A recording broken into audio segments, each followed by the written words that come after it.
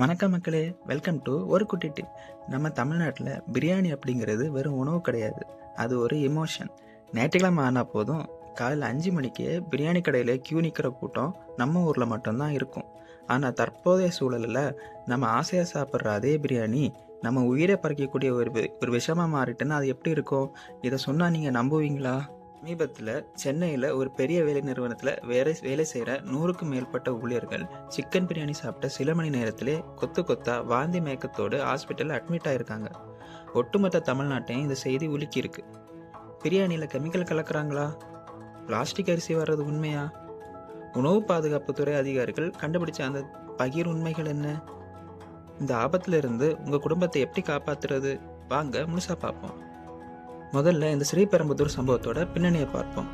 June 4, 2026 அன்னைக்கு நடந்த இந்த சம்பவத்தை அடுத்து தமிழ்நாடு உணவு பாதுகாப்புத்துறை அதிகாரிகள் அதிரடி உத்தரவை பிறப்பிச்சாங்க.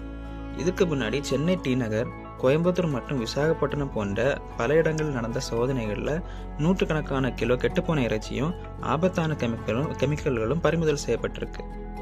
இப்போ இருக்கிற சில லாப நோக்க கொண்ட ஹோட்டல்கள் பிரியாணி நீண்ட நேரம் கெட்டு போகாமல் இருக்கவும், வாடிக்கையாளர்களை கவரவும் சமையல் செய்கிற இடத்துல பல தில்லுமுல்களை பண்ணுறாங்க.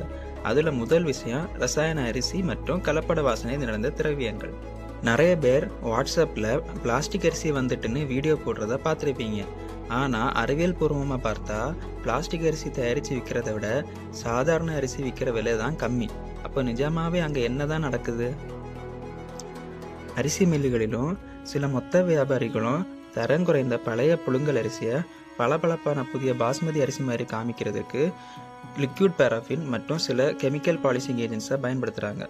இந்த கெமிக்கல் பூசப்பட்ட அரிசியை முறையாக கழுவாமல் பிரியாணியில் யூஸ் பண்ணும்போது அது வயிற்றுக்குள்ளே போய் அலர்ஜி மற்றும் அல்சர் போன்ற கடுமையான ஃபுட் பாய்சனிங்கை உருவாக்குது. இதுதான் பிரியாணி சாப்பிட்ட உடனே சிலருக்கு வயிறு எறியதற்கான முக்கிய காரணம். அடுத்தது, பிரியாணி நல்ல உதிரியா மல்லிப்பூ மாதிரி வர்றதுக்கும் ஒரு தட்டு சாப்பிட்ட உடனே இன்னொரு தட்டு சாப்பிடணும்னு தூண்டுறதுக்கும் எம்எஸ்ஜி என்கிற ஒரு அஜினோமோட்டோவை அளவுக்கு அதிகமாக கொடுக்குறாங்க. அதை விட கொடுமை, சிக்கன் 65 மற்றும் பிரியாணிக்கு கடையில் கொடுக்குற அந்த அடர் சிவப்பு அல்லது ஆரஞ்சு நிறம். கர்நாடகா மற்றும் தமிழ்நாடு அரசுகளால் தடை செய்யப்பட்ட ரோடமைன் பி போன்ற இண்டஸ்ட்ரியல் டைகளை சில கடைகளில் பிரியாணிக்கு பயன்படுத்துகிறத அதிகாரிகள் கண்டுபிடிச்சிருக்காங்க. அந்த கண்டுபிடிச்ச கடைகளை எல்லாம் அதிகாரிகள் மூடியிருக்காங்க. இந்த கெமிக்கல்களை தொடர்ந்து நம்ம உடம்புக்குள்ளே போனால் அது லிவர் மற்றும் கிட்னியை மிக மோசமாக பாதிக்கும், புற்றுநோயை கூட உருவாக்கலாம்.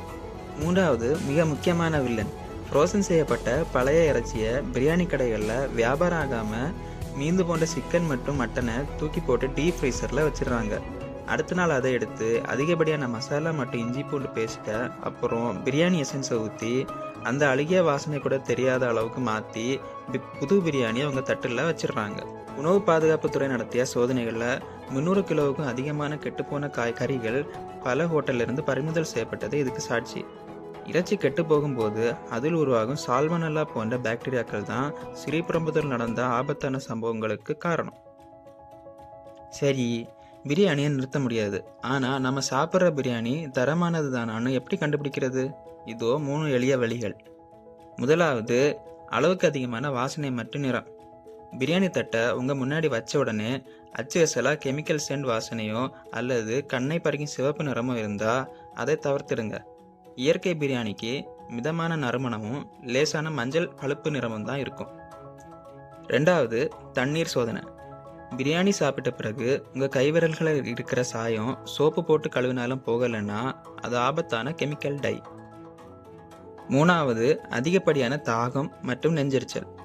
பிரியாணி சாப்பிட்ட அரை மணி நேரத்தில் தொண்டை வறண்டு அளவுக்கு அதிகமாக தாகம் எடுத்தாலோ அல்லது நெஞ்செரிச்சல் வந்தாலோ அது அஜினோமோட்டோவையும் தரமற்ற எண்ணெயும் கலந்துருக்காங்கன்னு அர்த்தம்.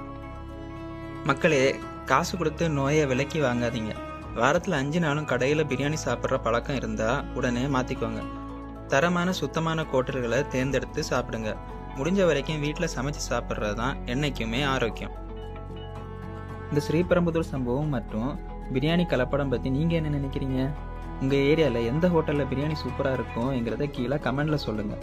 இந்த பயனுள்ள தகவலை உங்கள் பிரியாணி பிரியர்களுக்கு ஷேர் பண்ணுங்கள். மறக்காமல் ஒரு குட்டி டிப் சேனலுக்கு சப்ஸ்கிரைப் பண்ணிக்கோங்க. நன்றி, வணக்கம்.